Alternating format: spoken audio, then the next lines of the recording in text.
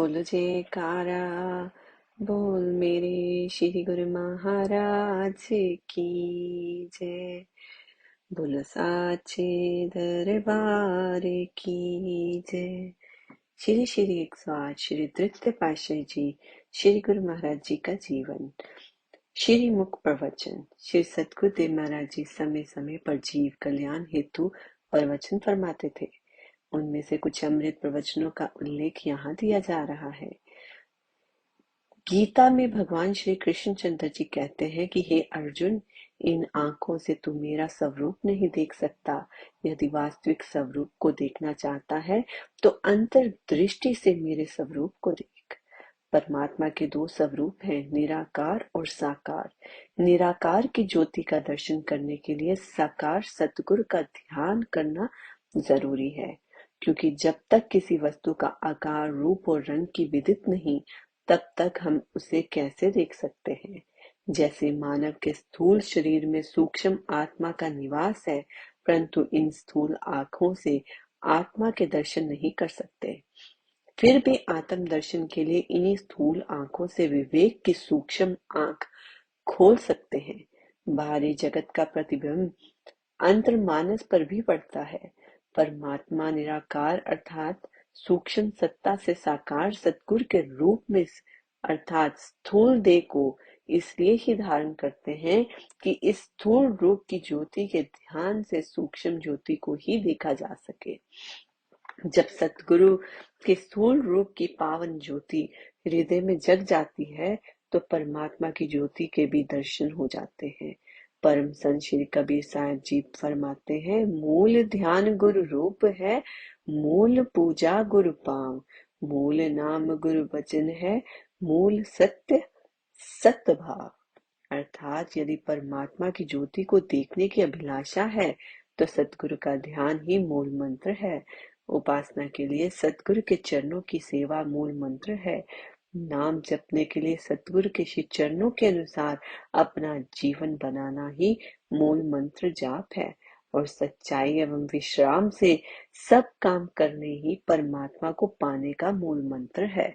मनुष्य में ये विशेषता है कि जब जिस ओर भी वह अपना ध्यान केंद्रित कर ले, वही कुछ स्वप्न अवस्था में अथवा जागृत अवस्था में आकर के आंखों के सामने सम्मुख घूमता रहता है।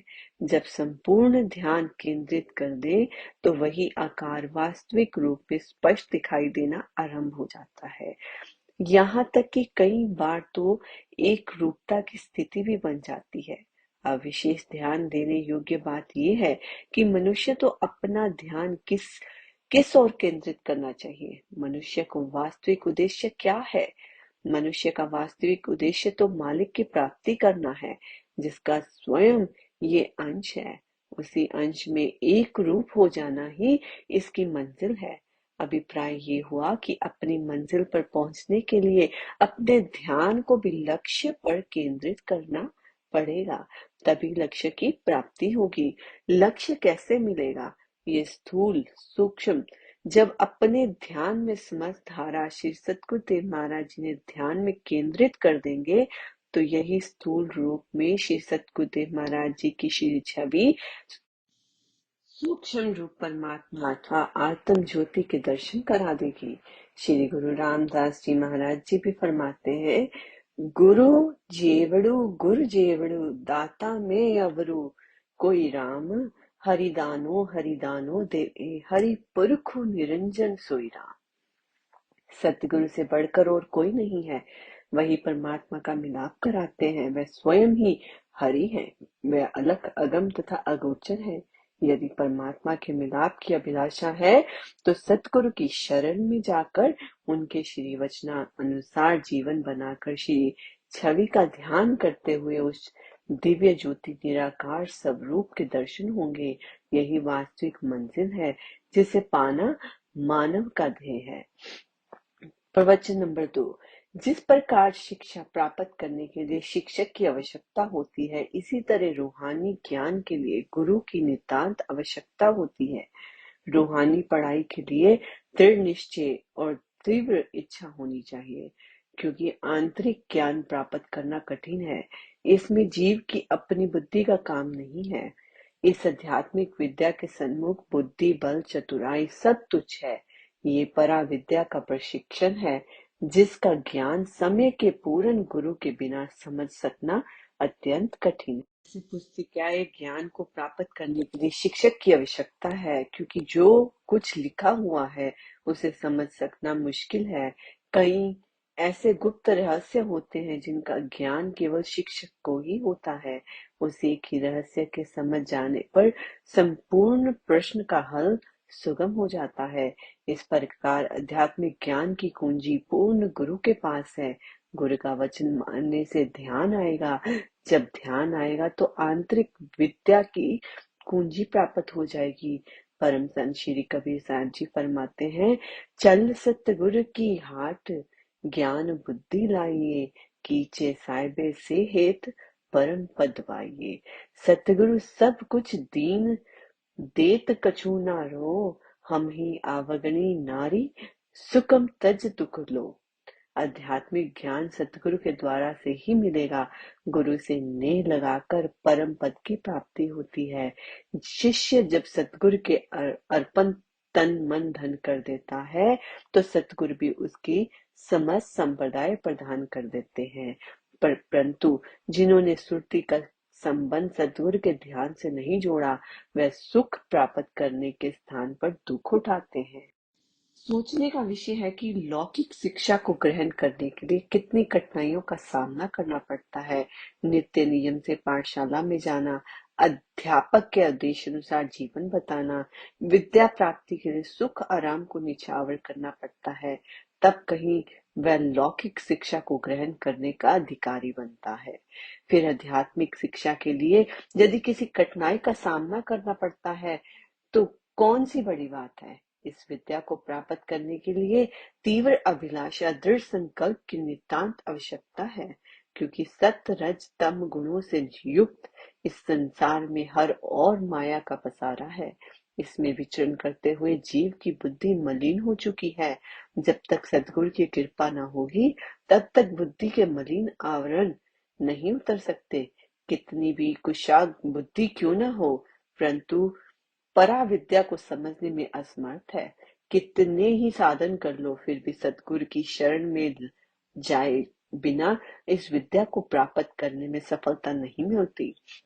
कितने भी वेद शास्त्र पढ़ लो, योग यज्ञ जप तप संयम साधन कर लो, परंतु सतगुरु के बिना इस रूहानी विद्या को समझना कठिन है।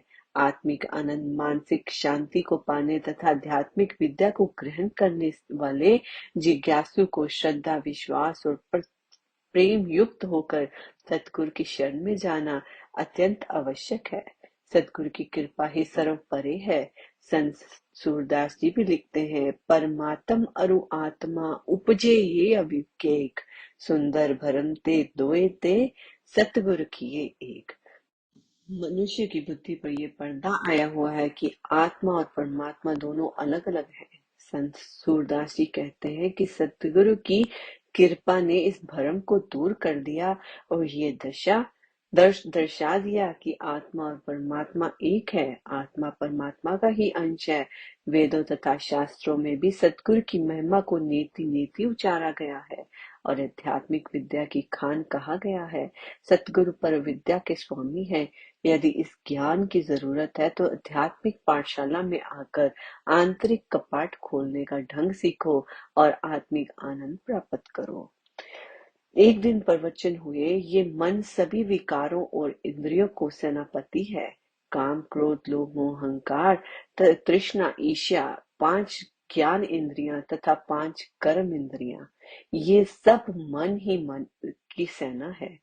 लेकिन इन सब में से आंख ज्ञान इंद्रिय का मन के साथ घनिष्ठ संबंध है। ये मन का वजीर है। आंख आंख प्रत्येक काम में मन के सहायक है। इसी आंख से ही मन के अंदर हर प्रकार के ख्याल जमा होते हैं। आंख जिस वस्तु को देखती है, मन उसी वस्तु में लगता है। मन में जो चित्र या विषय वासनाओं के संस्कार भरे हुए हैं, उन सब का अधिकांश कारण आंख ही है। जैसे मन में बुरे विचार आंख के द्वारा प्रविष्ट हुए हैं, वैसे ही अच्छे विचार भी आंख के मार्ग से प्रवेश करेंगे। अच्छे विचारों के मन में आ जाने पर गंदे और मलिन विचार स्वयं कम हो जाएंगे। अच्छे ख्याल हैं सतगुरु का ध्यान। आंखों को सतगुरु के ध्यान में लगाने से अंदर की आंख, जिसे शिव नेत्र भी कहते हैं, खुलता है। शिव नेत्र खुलने से मन, जिसका स्वभाव कोय की भांति गंदगी खाने का है, वह हंस की भांति मोती चुगने लगता है। भजन अभ्यास रूपी मोती ग्रहण करता है। मन का स्वभाव बदलने के लिए सतगुरु के ध्यान तथा तसव्वुर की अति आवश्यकता है। इसके अतिरिक्त मन का लगाव जिस वस्तु के साथ हो, उस वस्तु को सतगुरु के अर्पण कर देना चाहिए, ताकि मन संसार की वस्तुओं से हटकर सतगुरु के ध्यान में लग जाए। सतगुरु का ध्यान आने से मन में से ये विषय वासनाओं के संस्कार दूर हो जाएंगे और सतगुरु का ध्यान आकर्षित हो जाएगा। सतगुरु का ध्यान ही परमात्मा की वह दिव्य ज्योति है, जिसके सन्मुख बाहरी जगत की सब ज्योतियां तुच्छ है। इसी दिव्य ज्योति का दर्शन करने के लिए ही योगी योग साधना, तत्पीश्वर तप और ऋषि मुनि यज्ञ किया करते हैं, आंखें मूंद कर प्रभु का ध्यान करते हैं और कितने कितने वर्षों तक समाधि में रहते हैं। सदगुरु इस युक्ति को सरल ढंग से बताते हैं कि संसार में रहते हुए इन्हीं स्थूल आंखों से ध्यान करने पर सूक्ष्म स्वरूप तक पहुंचा जा सकता है। बोलो जयकारा बोल मेरे श्री गुरु महाराज की जय।